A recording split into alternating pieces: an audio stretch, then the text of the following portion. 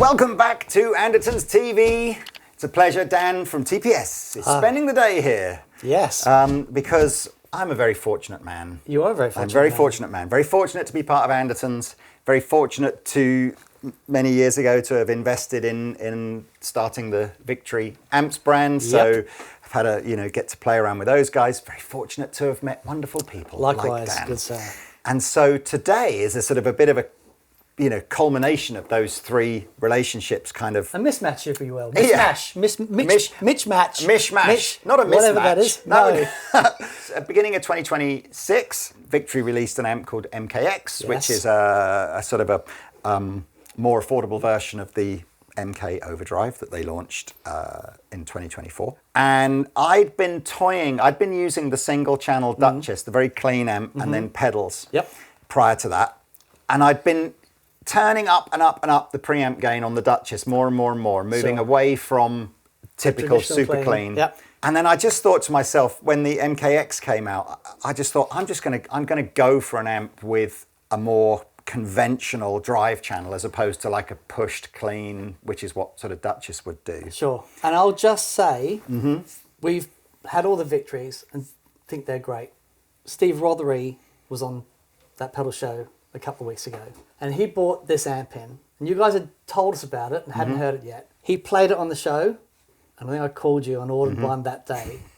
We're going to be doing a very similar thing in our own personal boards, because I'm going to be setting up mine very similar. One thing that I find very difficult with a lot of amplifiers, a lot of switching channel amplifiers, one channel will be really good, and the other one is sort of, I think both channels in this are superb. So it's one of those things with a channel switching amplifier, how you incorporate it into your rig. So this is your board. That's right. It has been. When I had the Duchess, I had the 8-way quartermaster. Everything went into the front end of the Duchess. And I never channel switch anything on there is no channel switching on the Duchess. And I encountered some interesting issues.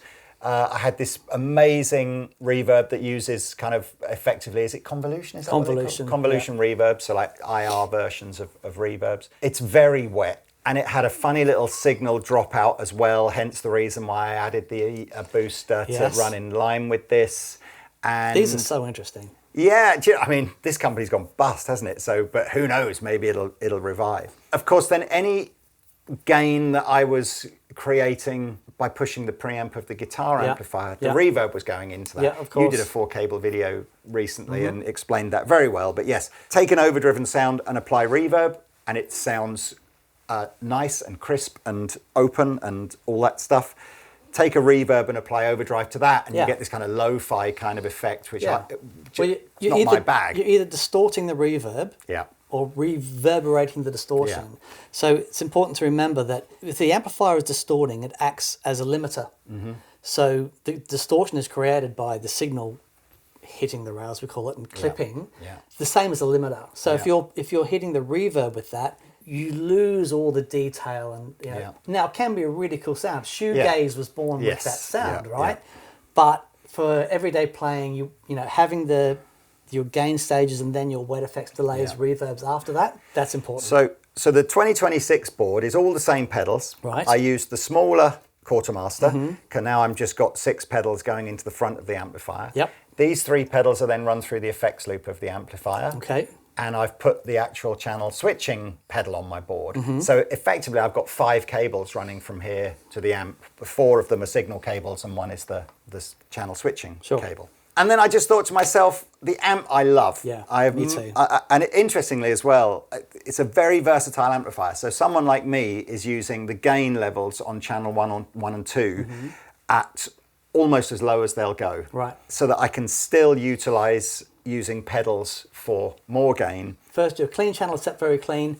The dirty channel is set with a bit of crunch, but then you can add overdrive to that and dirty it up even more, but you're not using it as a high gain. It's not like a dual rectifier. So I will typically use channel 1 on this very low gain setting. You know, with a single coil pickup, it's clean with a bit of hair. With a humbucker, it's pretty rock and roll, but you only have to pull the volume back like 1 notch and it's clean again. And I love that sound. And then I'll either use gain 2 as a lead sound. And so I'm typically leaning towards using things like clones and tube screamers that are great over the top of them. This fuzz pedal has never sounded as good into this amplifier. The Dane would have been my go-to rhythm guitar overdrive sound. So I'm probably using that less now. Although again, the amp does have a pure clean channel.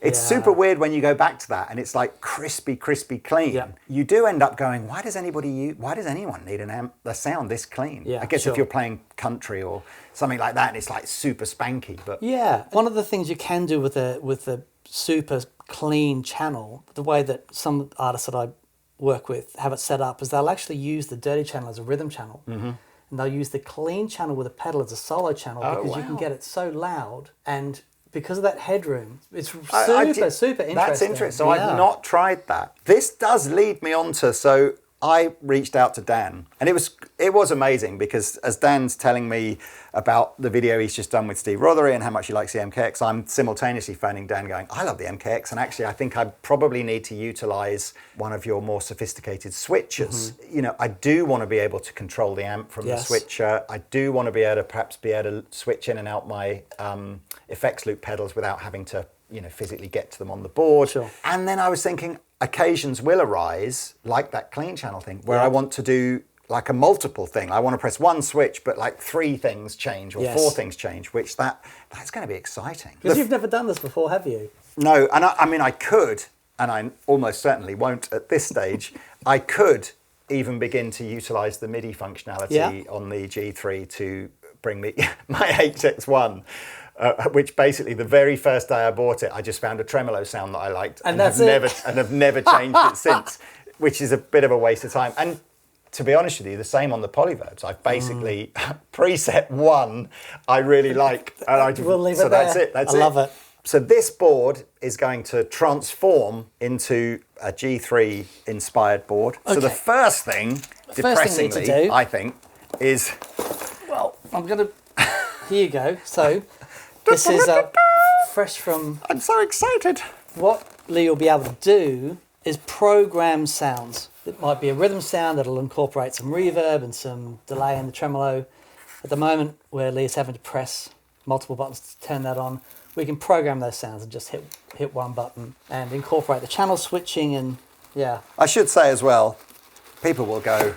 You're just always on the blag Anderton, which to a certain extent I sort of am. But I did say that Dan has very kindly given up his time to put this board together, but I did say, please, Dan, let me buy the actual G3 thing because I don't want to be total blagmeister. So, yeah, this is... My God, I'm getting cold sweats even looking at it. So, okay, so this is essentially what 30 years ago David Gilmour would have probably spent £1 million on. Basically, his switch is now in here for... 1,200, something like that, is it? 12, maybe. But the S is a bit more expensive. Yeah. G3S with the screens. That's right. And I wanted the screens because I'm a total dull. If it doesn't tell me what's happening here, I'm going to forget. Yeah. So that's going to be the heart of this board, and presumably that's going to be down the bottom. You can see how tightly everything is packed on this board, so we are going to have to go to a slightly bigger board. It's such a Jaws moment, this one, isn't it? It's like, that's it. So this board is, I've got a hand-me-down here. So this is a board that Pete used to tour with. So it's already got its Velcro on it, which is kind of cool. Quite a bit bigger. 99% of the time, this board is going to live in this studio. So that's fine. It's not massive. It's like half the size of a guitar case. I mean, it's sort of... Look, you could go out and gig with this, no problem. Some of the stages are small though, aren't they? They are. You might have to have your bass player's pedals on here as well, but it'll be fine. It'll be absolutely fine. So what else? We've got a little patch bay of some sort kind of on the back here, which we'll probably utilise, and a little bit of power, but we're going to try and take everything off the old board and put on here. So should we just do some sort of a basic layout? Sure, you tell me. So where would you, like in the middle, or sort of where do you think that would... You'll be accessing all of the combinations from here. Yeah. All right. So the things that you want to be able to have at the front are things like tap tempo, if you've got multiple combinations of pedals. Yep. So, but anything with a single foot switch can go anywhere. It can even go underneath the board. So the one I use the most of is the fuzz pedal has an octave switch, a secondary octave switch that I don't believe there's there's no other way of triggering that other than pressing it. Okay. So the fuzz itself will go through a loop, but I'll need to get to that. Sure. So we can put that at the front. The Dane has a secondary boost in it, but to be honest with you, I never use it. So I'm not, although again, it's there, so maybe at the front. The Echo and the HX1s have tap tempo on them. Pete was saying I could put my wah-wah back on here, but I'm just not.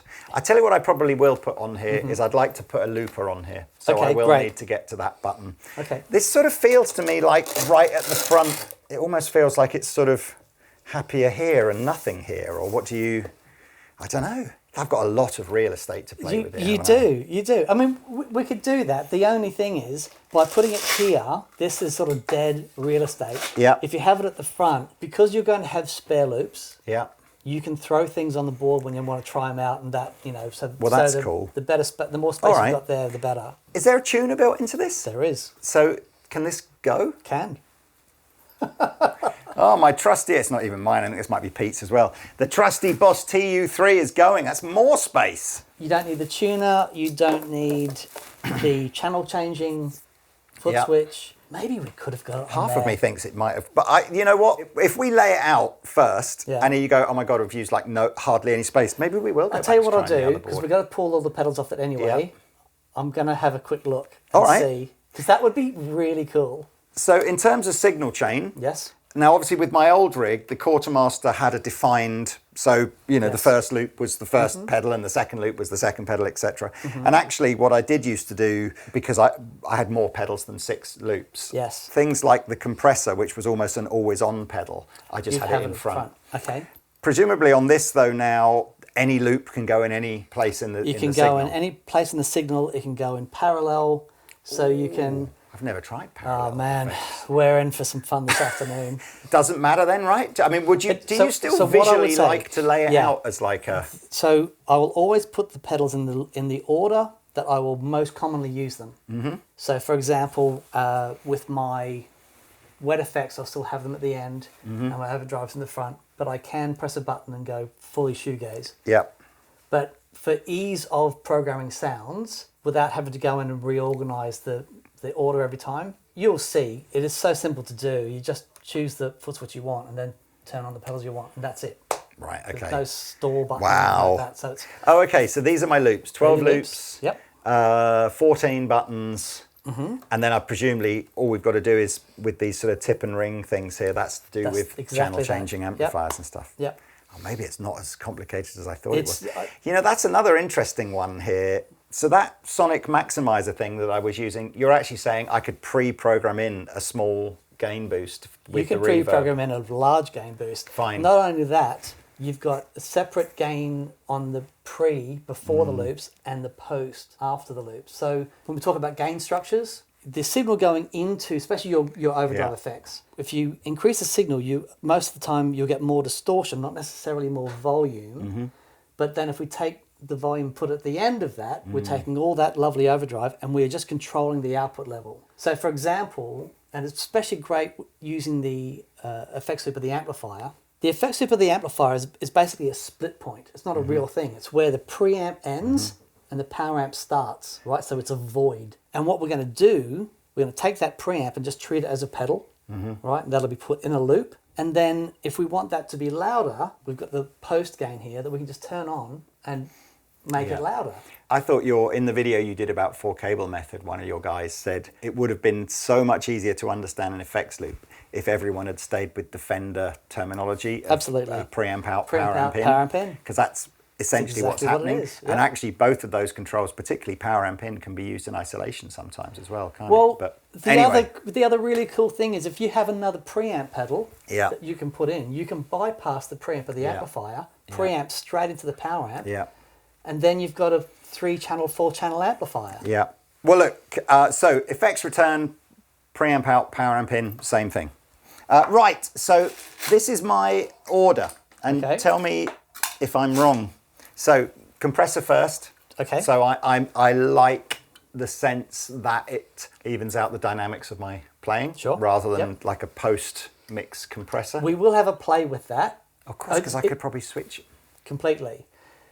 When we first had Andy Timmons on the channel, very clang, very dear friend of mine, one of the greatest guitar players I've ever seen. And he introduced me to the concept of having a compressor after the gain section. Oh. And it is phenomenal.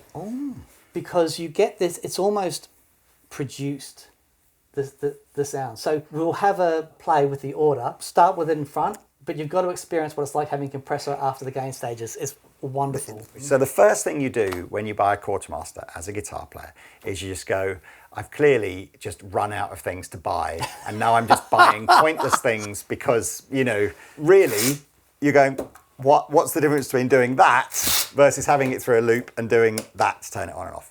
Then you use the Quartermaster for a bit, and you do realise that actually there's less sort of signal loss if you go through the Quartermaster, and it's hyper convenient to have all your pedals in a row. And then quite quickly you go, I never want to not have the Quartermaster. And I sort of feel like the G3S is going to be a similar journey. So right now I'm feeling a bit like a massive wannabe rock star that does not need all of this stuff because I'm not Ed O'Brien or whatever like that. Right. And then the more you explain, then you could do this and you could do this, the more I start going, maybe I wonder how long it'll take me, a few months, whatever, before I go, I can't imagine my pedal board without It won't take you that long, I promise you. If I have to go back and not use it, it's like wearing someone else's underwear.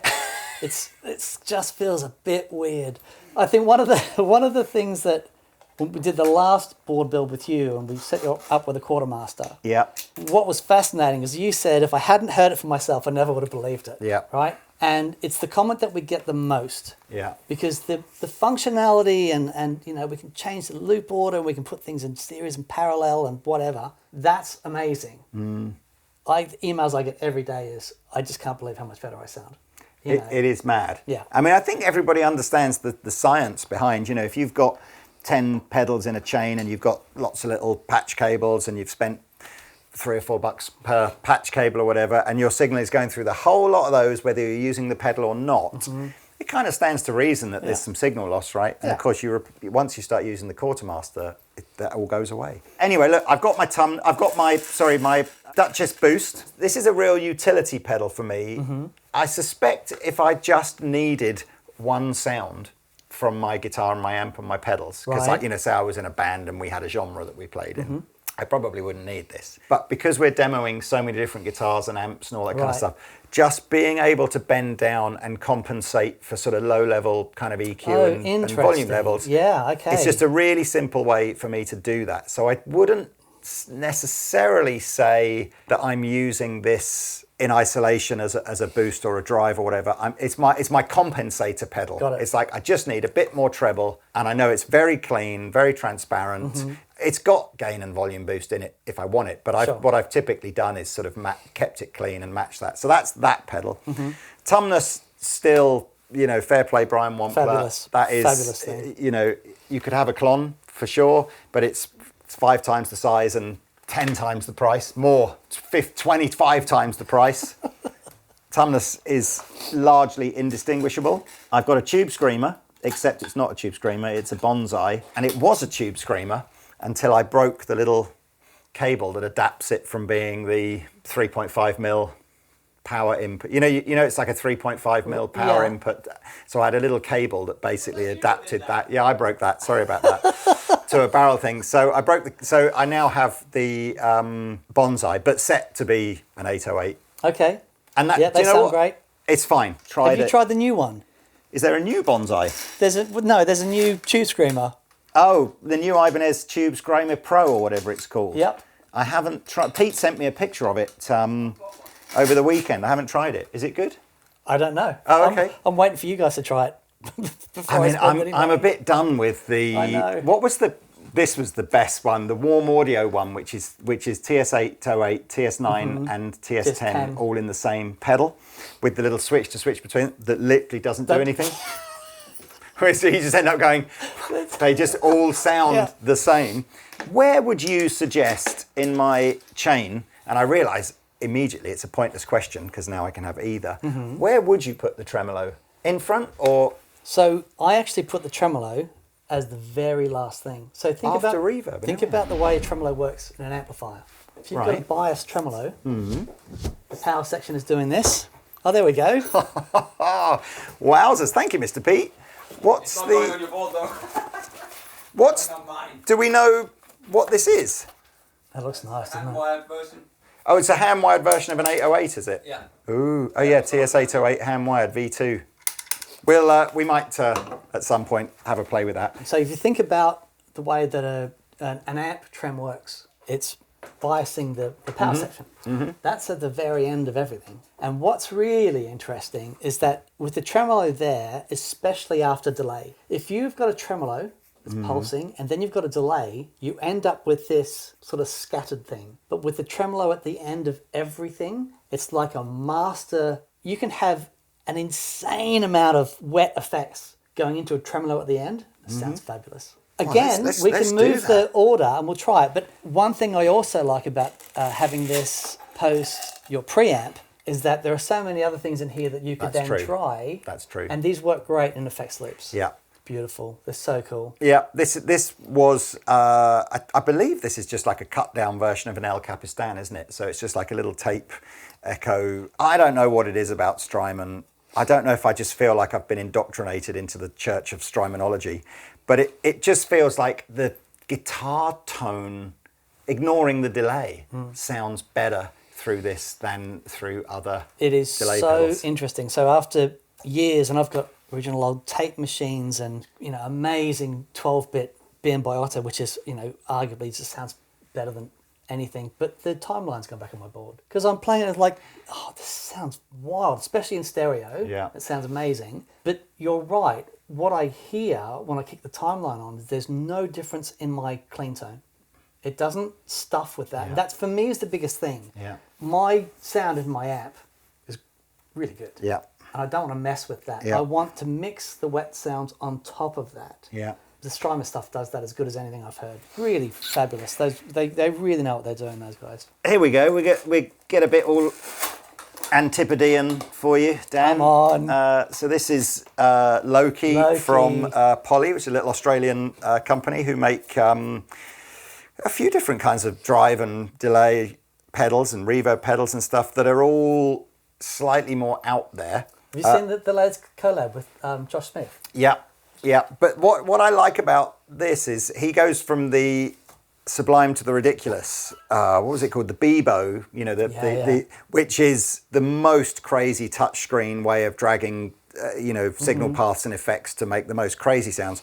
To now this, where it's just preloaded with about 50 different reverbs, and basically you just go, oh, that one, please. And it's kind of, there's not much you can do.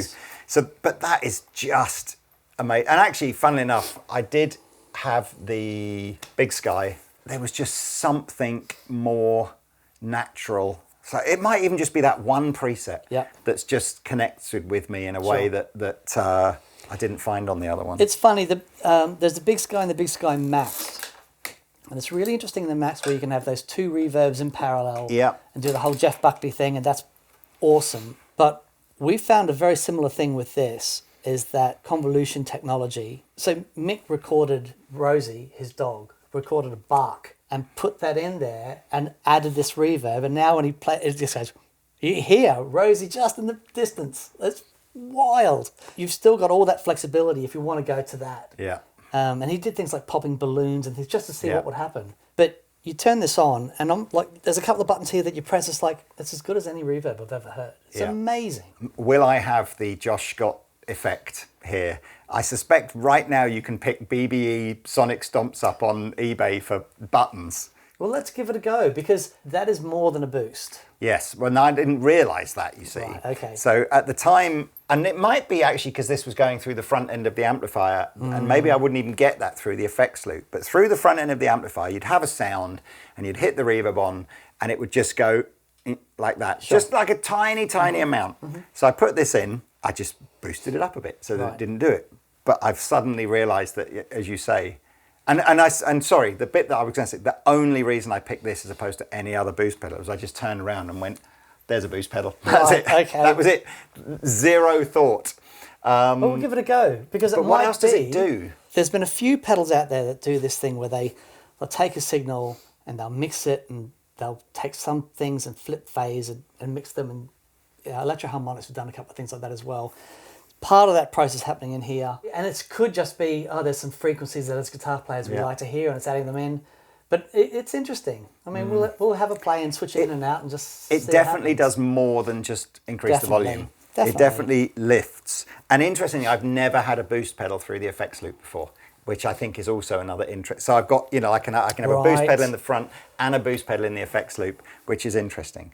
So you don't need the channel switcher off my board. Nope. I mean, I don't know how many cables we're going to end up here with, but the amplifier comes with two button foot switches, because there are 4 things that you can foot switch on the amp. Interesting, okay. So I'm just here doing clean to dirty, yep. and then dirty 1 and dirty 2. Okay. Right. The other foot switch there are 2 master volumes as well. Okay.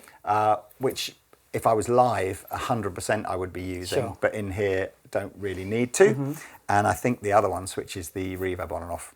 He says, I should know, shouldn't I? But as I never switch reverb on and off, it's a totally redundant. It might be switching the effects loop on and off. I don't know. Okay. But either way, I don't need the other foot switch. But I guess this could do both if need be. Yep. I think we've got a lot of space on this board, Dan. Half of me wants to feel like we could You try want a and put looper? it. I do want a looper, so let's just pretend that's a looper. Okay. I mean, in fairness, that's Sure. There's a lot of space there. I could have a wah, couldn't I? You could have a wah, but I reckon. I think that'll be very tight. But let's have a look. All so right. what I'll do, we now know your signal path. Mm-hmm. I'll start the process of getting it all together. But the first thing I'm going to do is see what we can get on that board. All right. I mean, should we recycle my Fender power supply, or is that all okay? Or That's fine. That's fine. I think I'll need to have a different. This takes an amp, and I don't think there's a 1 amp output on that. you might be right on that front. Let's have a little look. No, 500 milliamp is the... Yeah, I mean, we could take a current doubling cable and put it on that, but I think you're pretty much maxed out on the outputs there anyway. You're right. So, yeah, that's okay. We'll have a separate supply. You'll still only need to plug in one IC cable because thank you to Maestro Pete, there are two IC outlets here, so we'll be fine. This was the wah that I think when I've tried wahs in the shop before, I like the sound of the best, which is the custom audio wah. Fabulous. I've never really got into using that. Mm-hmm. And I'll be honest with you, maybe I should just get back into it. I haven't as yet really got the coordination to like do the wah thing and the... All I would say with the wah, because it has to be on the floor, right? And if you're using this with the wah, the board is going to need to be on the floor. Yeah. So if this is your board's always on the floor. Board's always on the floor. Always on the floor. Well then, I mean, if we go back with this board, you're going to have space. You don't put that through a loop, though, do you? Because you can. So what's really interesting with the wah pedal is when you change order. When you've got the wah at the front going into the gain stages, it does that wah thing. When you put it after gain stages, it's like a master filter. The effect is so much more pronounced. I've never found a use for that personally, so I just have it straight in the front. But I guess the problem is there's always, you either leave the wah on all the time and then you've got to try and get from there to your foot on it quickly. I suppose that's probably doable, isn't it? It's doable. I don't know. You know what? The thing is, with a big board like this, the danger is if you've got a space, you're going to fill it. Fine. This is a great opportunity, I think, for a little tea break. We can just very quickly see whether or not they might fit on the other board. Perfect. And then we can go back into the build. So. Amazing. Well, ladies and gents, as you can see, the old board has survived.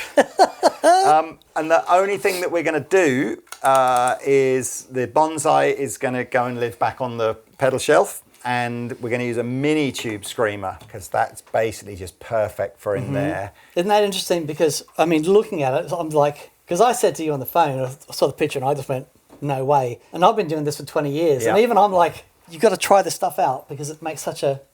I mean, it's really just two of those, isn't it? Two of those. There you go. It's taller, obviously. So what we've got, your fuzz at the front where you can get to the octave and you can get to the tap tempo. And this will just always be set in tap tempo mode. Right. Because you're turning it on and off here. Yes, that's cool. So whenever you want, you just reach over and away you go. No, that's really That's very cool. You mentioned to me about going over to a pedal board where some of the pedals go underneath. Yeah. Because this is basically a video pedal board, I'd said I really want the overhead camera and people watching the videos to be able to see what the pedals are and where they're set and stuff. So I kind of, but I can kind of see there's a lot of boards built, aren't there, to almost have like a higher shelf to sit behind the G3 and then all the other pedals underneath. And I guess, because there are pedals, once you've, like the Tube Screamer, or the once that's set, you don't need to get at them. They can go anywhere.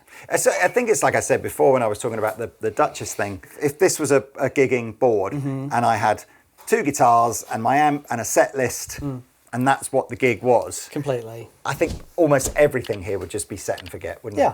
Yeah, completely. But that's not the purpose of this board, so hence why I wanted to be able to get some. I'm loving that. I mean, that is... It's neat and tight. Isn't it cool? That is neat. Okay, so a couple of things. We can recycle my power supply to do all of these pedals. This needs a bit more juice, so we're going to have a supplementary sort of supply underneath for this. I think now that we've lost a couple of pedals off the board, it may be that we can get a current doubling cable and use 2 of the outputs from that. We absolutely can. So that would work. So then you've only got the one thing to plug in. One thing that I will do, I've got our little Synco patch bay here, which will give you a point at the side of the pedal board just to plug everything in and out. There's a handle here. I don't know if that's an intentional... So you think you could mod this to do that? I mean, this is not a patch bay gap, is it? Yeah, that's a hand thing. Yeah, leave it with me. It might be that the patch bay will just sit underneath here. Oh, that's clever. What's really important, if you're doing a rig like this, and especially with a four cable method, you don't want to have to move things every time you want to plug stuff in. You need really easy access, so you can just go bang, bang, bang, done. Somewhere in here, in fact it's there because Pete bought it off Amazon the other day, we've bought like one of those sort of braided looms. Oh, okay. So if we do end up with the we can do that. 3 That's or great. 4 cables that are always going from here to the amp, we can just braid them up and then it's one nice and neat thing. What we need is we need a guitar in, send to the preamp, output, then back. So there's 4 connections from there. Amp channel switching, will that go through the patch bay? And that will go through the patch bay because the patch bay is either mono or TRS. Okay, cool. So all in one, and away we go. Should we just literally now then, what do Leave you want to do, Tate? Do you just want to run this on a time lapse, do you? Well, in that case then I'll just sit and observe. I'm so excited.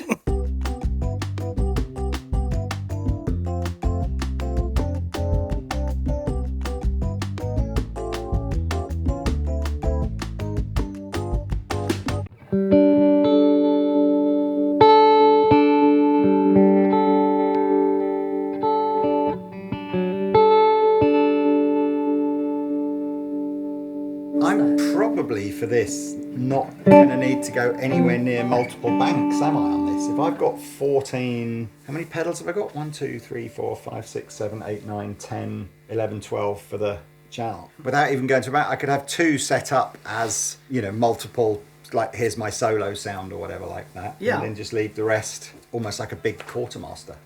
Yeah, sure. We'll set up 2 banks. 99% of the time, you're only ever going to be on here. Yeah. Right? So for example, I've gone to your clean channel here, but I don't have loop 7 engaged. Loop 7, the preamp. Preamp of the amp. Oh wow. So I've got here, dirty channel.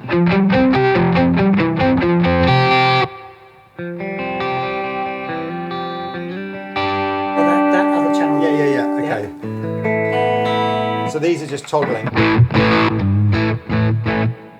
I'll have it, so let's say foot switch 2, we can have that as clean and dirty, so you can just press it or press it again, make it clean, press it, make it dirty. At the moment, I don't have any Stompbox presets on. If I change a thing, like everything changes. So for example, here is the clean channel, and I put in a little bit of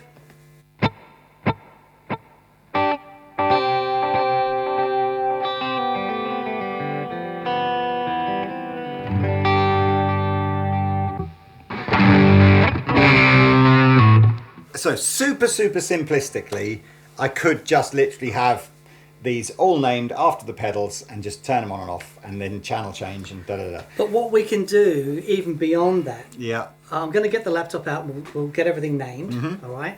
at the moment, everything's in preset mode, which means when I press this preset, change everything, turn on the loops, go to this one, change everything again, turn on the loops. But then what I can do, let's add the harmonic trem. So we've got this in loop 11. So if I go on here and I turn everything else off except loop 11, right? That button that says stomp box mode, and I press that, the little yellow light comes on. I go back to my sound with the delay, press this, You got the trem it here as adds well. the trem on top of that. I can then go through and say, all right, let's say we want this one to be the compressor, which is in loop 1. Turn on loop 1, go to stomp box mode. Here is our clean. Now we can add the compressor in.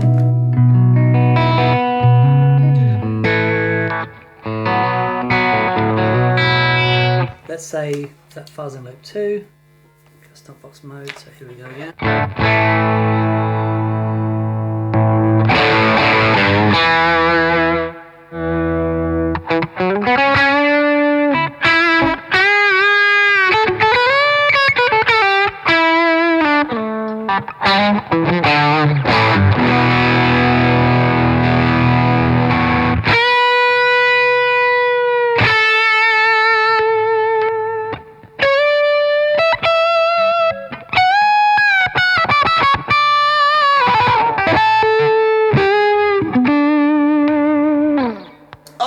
It's all hooked up, it's all working. I'll just check a couple of things just so that you can see the majority of the stuff that you need to get to, you're going to be able to do just from here. So much other stuff. If I press this button, I go into the menu and then you've got all your MIDI and expression pedal settings and loop order and different sorts of stop box modes and turning trails and parallel and all this shenanigans on.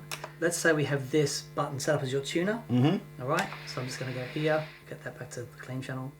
Going to go down here, tuner enabled with mute, and that's it. So now whenever you hit that, perfect.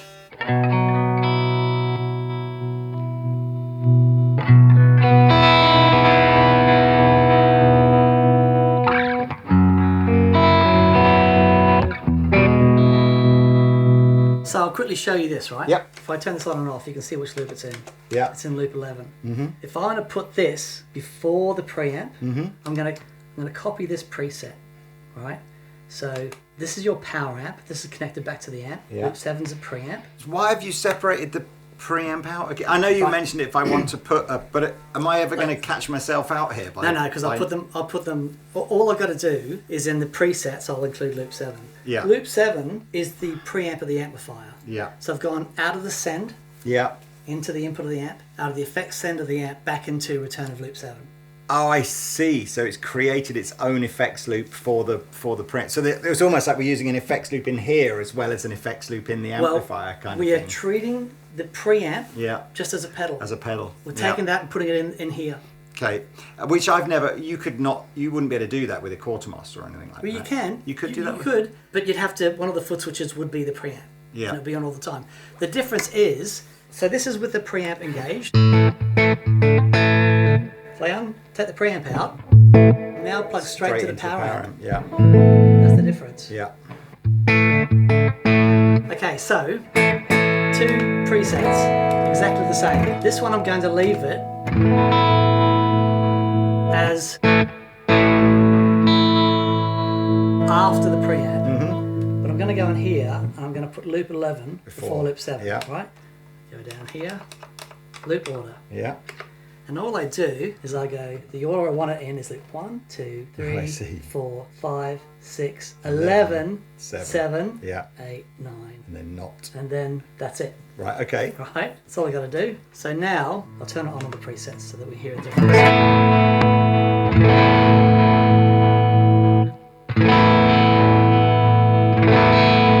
It hits differently in the top end.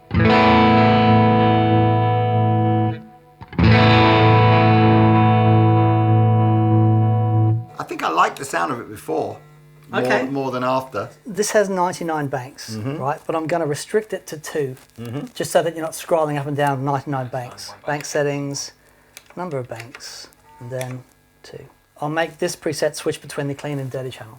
I've got to try and disassociate The potentially pedals from the here. for both though. So like number 10 here isn't necessarily number 10. So this here. is it's so. Yeah, I bet you this is the hardest. One of the things, yeah, because it's like, well, if I press 10, why isn't surely. loop 10 coming on? So here's your 12 loops, and the 14 pedals are just. You can make them do whatever you want. So in a way, it's almost crikey. In a way, this needs to be like A, B, C, D, E, F, G, and then this is 1 to 14, and then that way there isn't that association, because it's natural to think, well, surely press 10, 10 comes on, doesn't it? Yeah, but, and the same way as the quartermaster, but because this is different, because we're talking about each foot switch here, you can program to do whatever you want. So we've got this one here set up to be clean. Yeah. All right, so the clean channel is now on.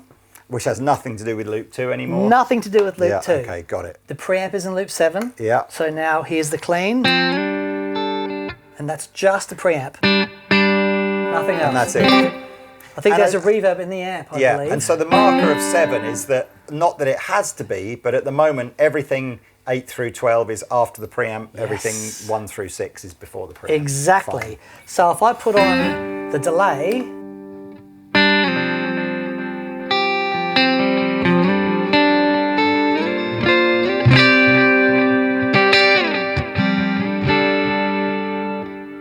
sound great. I mean, that's a good example actually of when a clean sound does sound really good. Like no real hair at all. A little tiny bit of maybe natural compression happening there, not even from the pedal, I don't think, is it's just that sort of natural. That is just the preamp. Yeah. But now we can add the compression on top.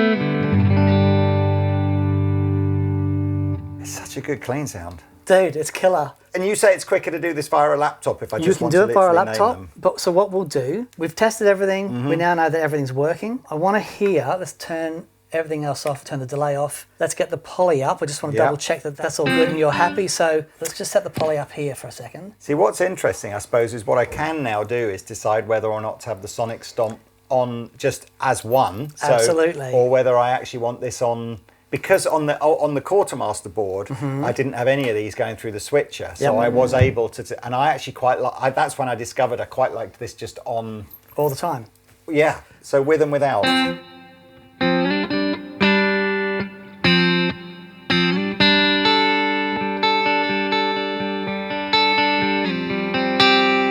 I especially like it with the reverb. What's interesting is we can, in Stompbox mode, we can kick on the sonic stomp and the reverb on together at the same time. Let's do that. Right? I'm just going to go in here and edit this. At the moment, I've just got the reverb in. Yeah. Right? I'm just turn on the sonic stomp with that and then put that back in Stompbox mode. So now, here's our clean channel. That's great. Hit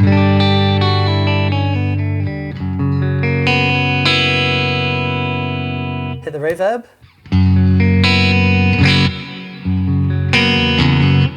It's almost, I think, to compensate for what the reverb loses, you need so little of this sonic stomp on. I think that's potentially why I ended up leaving it on all the time. Okay. Because I don't want the reverb to come on and then sound louder as such. So let's do the sonic stomp in with just 7. With the loop? Yeah, so that it's just on all the time. Okay. And we can adjust it, and then the reverb can just come on its own. There we go. Done. So here's your clean channel with the sonic stomp.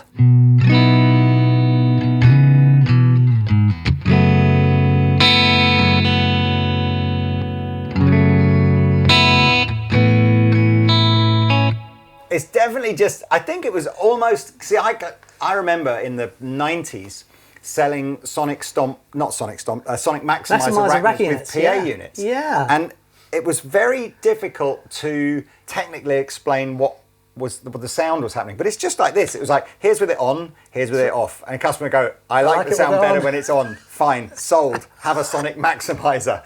And that was kind of all, oh, that's interesting. Sonic maximizer. There's a reverb. Nice reverb. There's a delay. So good.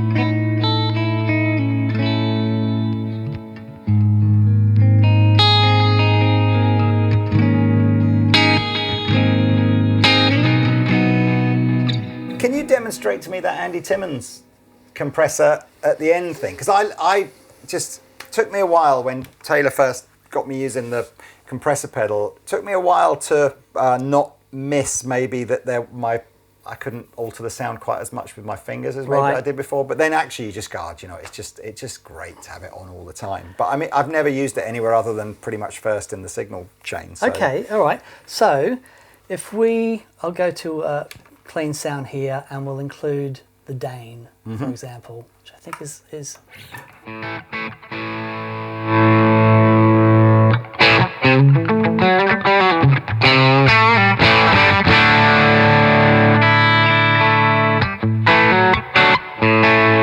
okay. I'm going to make the same preset here, right? So 7 and 6, and I think that's 1.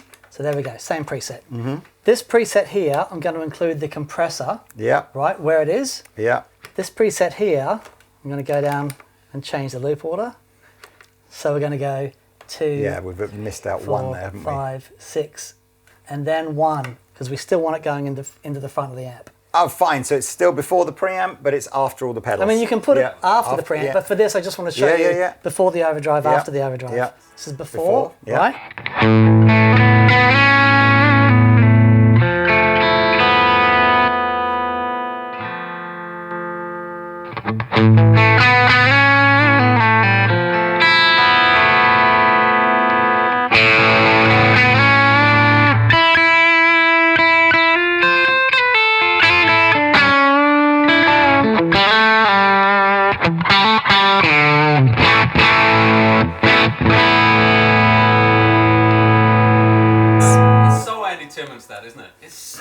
If you put some delay on with that, right? I was finding that quite difficult to hear. So have a listen to the top end. It's top end. It's all top end. Yeah. Because what it's doing, it takes all of the dynamics of the overdrive and it's like a post mix studio thing. Yeah. So but it sounded like there was more top end when the compressor was at the beginning of the chain. Yeah, exactly. Right, because we're taking that compressed signal and we're distorting it. We're adding all the harmonics and all the sizzleness. Yeah. By having the compressor after it, it just pulls everything back in a little bit.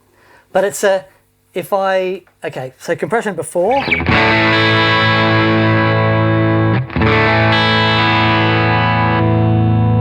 So then.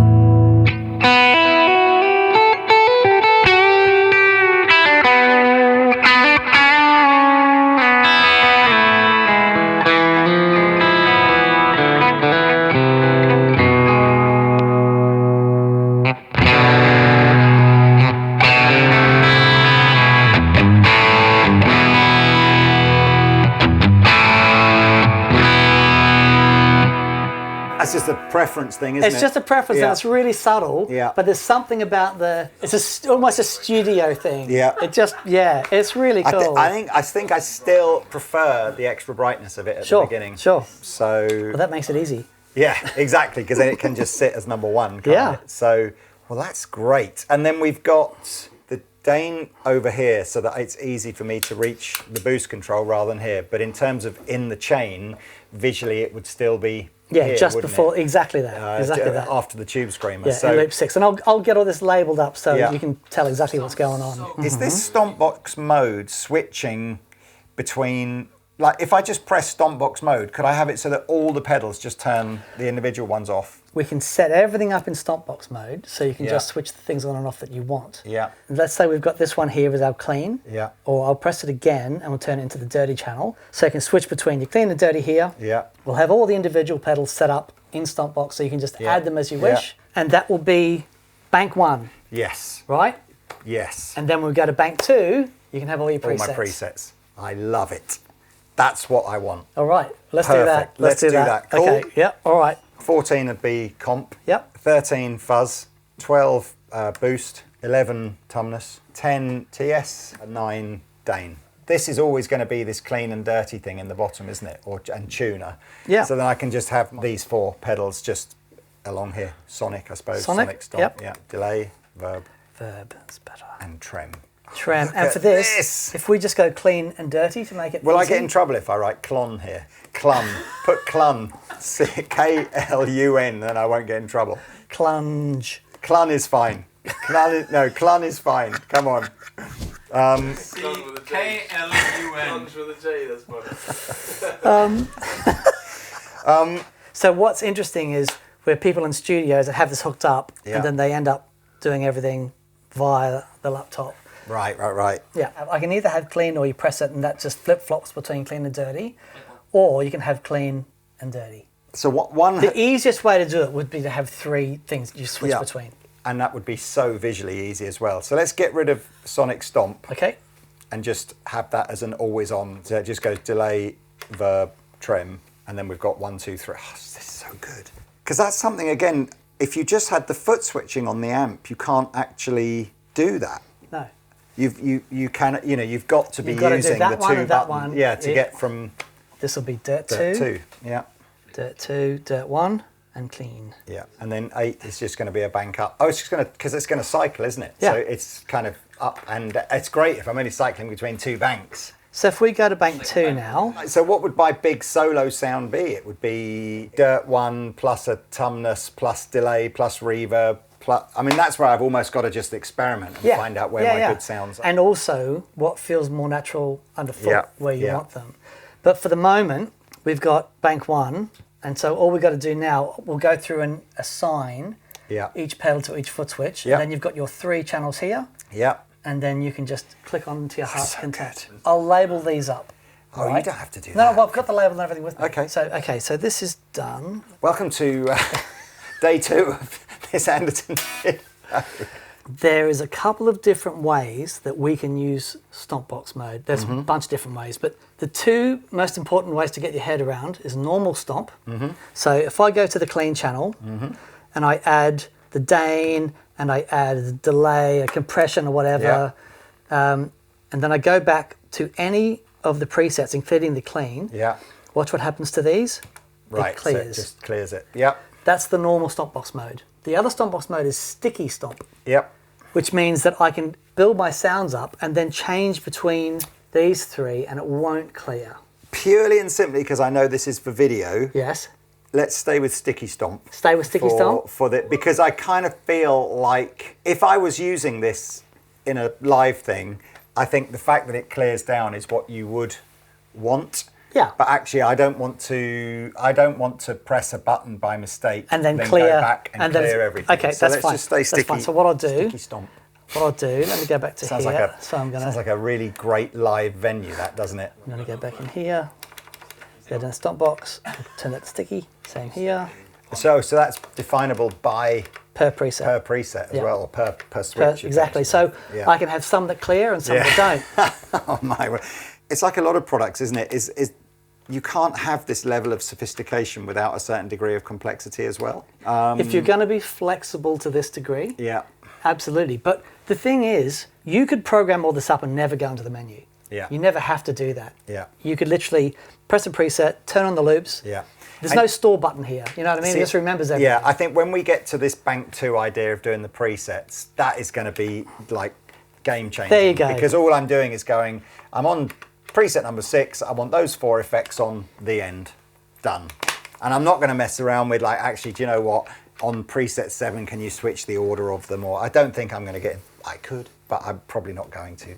I think it's great. Oh, thank you, mate. Let's have a look. Delay. So yes, you put delay and reverb on. So I'm going to and get you to do it. change. So press delay. Yeah. What loop is delay in? Can you remember? 9 or 10? 9? 9, yeah. 9. So you press 9. So we're going to set this up now in stomp box mode. So if you press stomp box, that's it. So where it's yellow, these are all basically meaning they're ready to be engaged for that effect. Exactly that. That's it. 5 is Tube Screamer.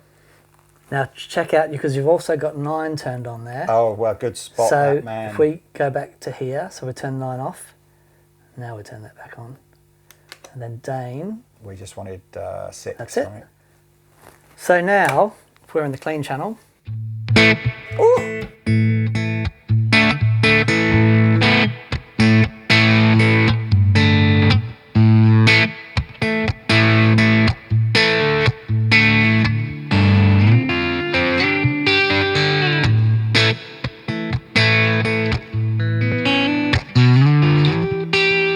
Okay, help me with the pre-gain feature here, because you've just done what I didn't like about the reverb without the boost. So listen to the volume drop.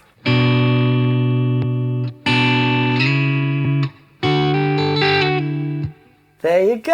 Right, that's fascinating. So that's the whole reason this. So actually, I either need to, which might be the fastest way of doing this, redo it so that the stomp only comes on when I put the reverb on, or I need to somehow assign a It's dB easy. of boost to that pedal. Okay, yep, no problem. So it's all really easy. We can do it in a number of different ways. Stompbox at the moment is on every channel here between clean, dirty 1, dirty 2. Yeah. So if we want, we can just take that off. Yeah. So That's now, easy. and if we want to now assign it to only the reverb, Yeah. we need to edit this foot switch. When you see a yellow light, it means that that's locked. Right. Right? To edit it, we need to turn Stompbox mode off that foot switch. So Yeah. if you press that foot switch, Yeah. turn Stompbox off, right? Then Now just press it again, just so you, okay. Right. Then So- it's 8, Then add 8. and then go back into stomp. Correctamundo. So that's now, now gonna- if we go back into the clean channel, Let me do it with the fuzz, because it seems.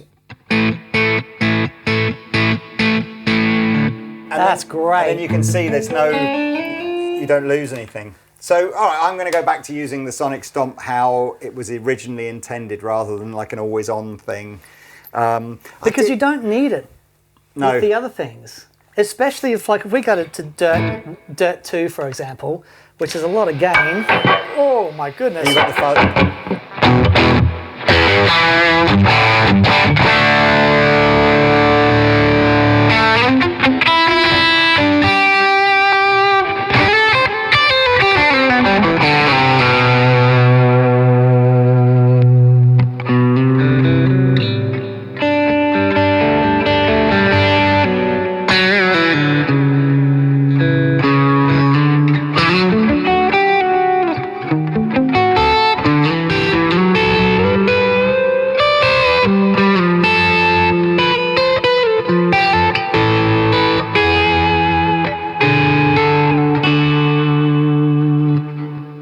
This is. That sounds awesome. I know.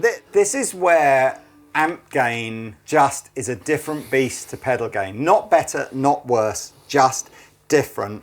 Amp gain has got so many degrees of things coming out of it. Yeah.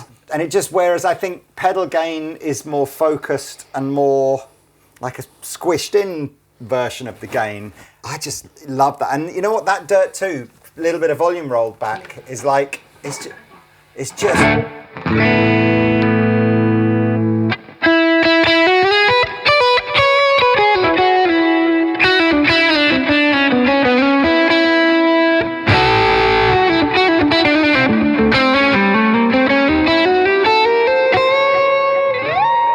All in, and we put the tube screamer over the top.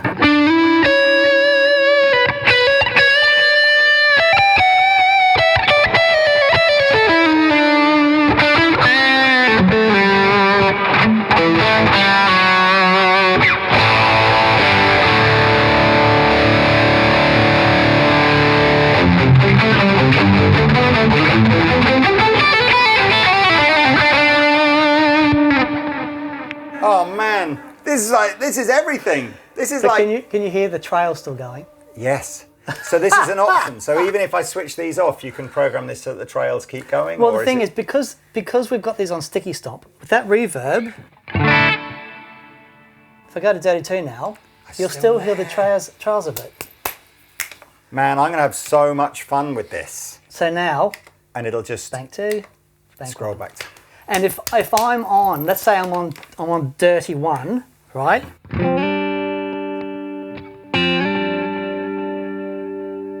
And It'll wait. It'll wait until Yeah. you change.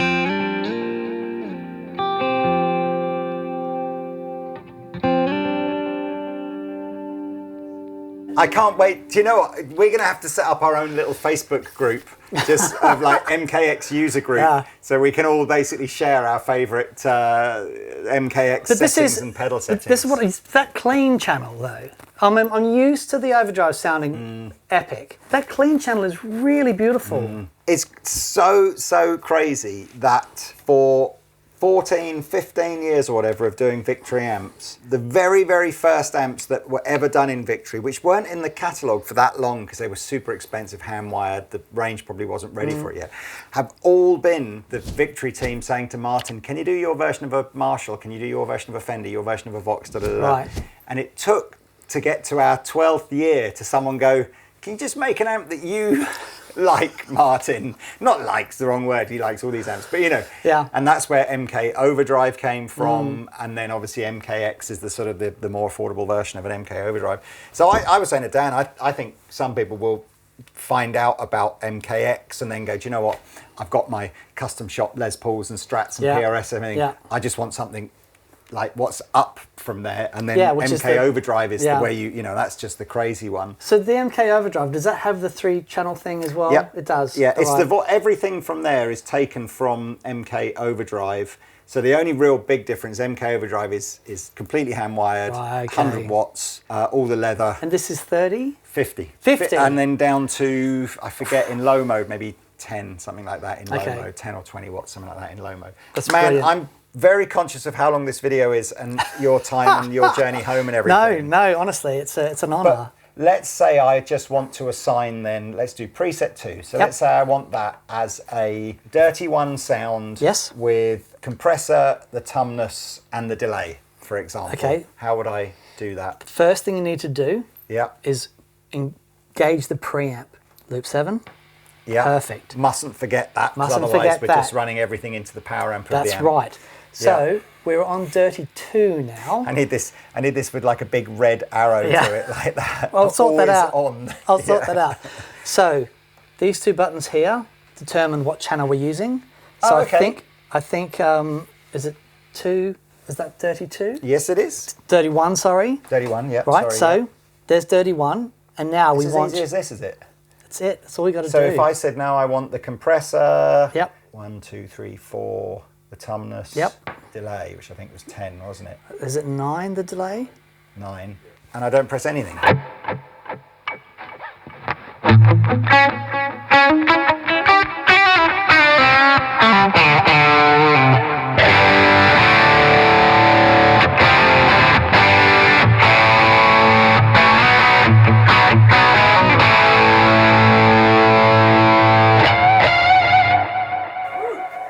And then, right, so these don't toggle off. They're basically, that's That's it. the Just preset? on until, and basically I go back to it and that's You're back it. there. It's there. If you want I to go don't even now, need a tutorial on this. you know, so for example, that could be just straight. You know what I'm going to plain. do? I'm just going to let's do this right now. Okay. And then, and then that way, even though I'll forget half of what you told me by tomorrow morning, I will not have forgotten that. What I would say, Sorry, Dan. you can have obviously the first bank, we've got mostly Stompbox mode Yeah. presets, right? Yeah. But you can have, say, half a dozen or 3 or 4 of your main presets and still set everything else up in Stompbox so that Yeah. you've got your main tones that you know that no matter what's going on, you can get to in an instant. Yeah. I wanted to be able to have the flexibility of a pedalboard, but with the instant accessibility of a preset. Mm-hmm. If you're given space to improvise or whatever, and you want to be able to throw on some modulation or a boost or an octaver or whatever on top of the sound you're using, you stick those sounds up in Stompbox mode and you can layer them up on top of each other. But then when you want to go back to your core tone, hit the one button, Yeah. bang, done. I know you've got 99 banks in here and everything, but this is genius. This is literally, half of me does sit here going, okay, so let's be hyper realistic. If you've got a £500 amplifier, a £500 guitar, and 2 overdrive pedals, you're not a G3S customer. No. I think my journey's quite, I think you could be a quartermaster customer quite early doors. Yeah, yeah. You do a 2-button quartermaster, which I've always thought, who's buying that? But the 6 and the 8-button quartermasters Jeff Beck and the 10 used really a couple of them on his board right till the end. clangety clang clang. So he had the very first, like before they were called quartermasters, he had the 2 of those in his board. But he would have old vintage effects that are noisy and really killed the signal. So Right. he'd have those in there. But we have artists that would have a group of effects for one sound Yeah. and a different group of effects for another. Right. And just switch between them like that. Well, that's fair enough. Yeah, so it That's depends fair on... enough. But But you're right. But I suppose, so if you've got to the point where you've got half a dozen pedals now, Yeah, yeah. and you've got a nice amplifier and a guitar, whatever like that, Quartermaster is great. I think it gets to the point where you have maybe 10 pedals or 12 pedals like I've got, and all of a sudden, you know, you feel like you're tap dancing a bit. Yeah. Then, you know, again, this is a purchase probably for life as well, isn't it? So the pedals around it will all change, but that's this is the basically... idea. The pedals are modules. Mm-hmm. The pedals are things that you can swap in and out, but the idea that I don't want those things when I'm not using them, I don't want them anywhere near my signal path. This just enables me to take everything out. Yeah. So no matter what changes, amp, guitars, pedals, or whatever, this just is the heart of everything. It's so good. Well, I think I'm going to buy some cables, maybe some slightly thinner ones than these Mogami ones. Right. But I'm going to try and make a loom. It's only for these 4, isn't it? So that essentially the 4 cables, this is the one going to the guitar, and then the 4 cables that actually go to the amplifier, I'll probably put in like a little loom just to make it nice and clean, and then I can just tag and we'll cable tie the end of it up and make sure and label everything up. It is really important that with a system like this, what you don't want to be doing is stuffing around trying to remember how things, you know, I get half an hour when I get home from work to plug things in and play. I don't want to spend 15 minutes cabling things up. The little patch bay here where all the ins and outs are connected, that sort of thing makes it really easy. By the way, you said as well, if I want to use stereo, which I don't think, I haven't wired any of these into... No, but what I've done... loop, it's just stereo. I can just plug a second output into this stereo too. Well, exactly. So one thing that I really want you to experience this as well, because we don't need stereo effects for you to be able to do the wet dry thing, right? Okay. So what we can do is take the second output here, just plug it into a power amp return on any amplifier. Yeah. Because we've already got the preamp of this amp. Yeah. Right? So you can, any amp here that has an effects loop return, you can plug into that. The one preamp will feed both of those, and then we can put different effects on different sides. So you can have your reverb in one amp and your delay on the other. Honestly, I think it's a game changer. That was actually quite, I'm glad you said that, because of course if I had just come out the other one and plugged into the front of an amp, I'm stacking the preamp from this into the preamp of that. Yeah. So I must remember not to do. Oh man, look, without wanting to sound rude, if you could just go home now so I could play with my new pedalboard, that would be amazing. Oh, thanks so much, man. You're so welcome. Congratulations I imagine you've probably had to watch this video in 3 or 4 segments. Thanks to Tay and the editing team for going through several hours of footage to hopefully come up with a solid 15 minutes. The world of pedals, man. Do you know what though? Again, I've become enlightened in 2026, I believe. I just go, you know what? Plugins are cool if that's what you're trying to achieve, something over here. Digital multi-effects is super cool if you've got another gig to do over here. Pedals with valve amplifiers is super cool if you've got another gig to do over here. And the only correct answer is all of them. Yeah. I mean, I'm in a pretty privileged position where I don't have to throw my effects into a gig bag and jump on the tube to go to a gig. Yeah. You know, in that sense, this wouldn't work. But I don't have to do that. And so the gigs that I'm doing, it'll always be valve amps and pedal boards. You know what I mean? So it's absolutely, all are good. For me, ultimately, it's whatever gets you playing guitar. 100%. If it gets you playing guitar, it's a good thing. Yeah, tools for the trade. Absolutely. I mean, again, I think you're right. Pedals and valve amps if I can. Yeah. Quad Cortex or similar if it's like noiseless stage, please. And turn up with a little handbag with everything you need in it, fine. And you know what? If I'm writing jingles and emailing stuff across the Atlantic because the producer's in America and that's what it is, it's like plugins. Amazing. Why wouldn't you? Yeah. You know, I just think it's a golden age. It's a golden age. I was going to say exactly the same thing. We're spoiled for choice. We're not limited by this stuff anymore. Yeah. But we are free to make choices for what we want and what gets the juices flowing. And I wake up every day excited to get to work and do this stuff. It's really wonderful. And things like, I mean, when I played this amp, I was genuinely excited. Ordered one, and I'm like, when's it turning up? And then we didn't have VCQ last Monday because I was going into the studio because it's there waiting for me. And so I've been dying to get my hands on it. And so coming in today, it's like, oh, let's get this set up and we'll have your amp. I'm like, yeah, just as much as anything, just to get to plug it in and, have swaying. Oh, thanks, man. There you are. It's an honour. Thank you. Thank you. Thank you. You're welcome. Yes, all right. And onwards and upwards. See you next time. Bye. What he said.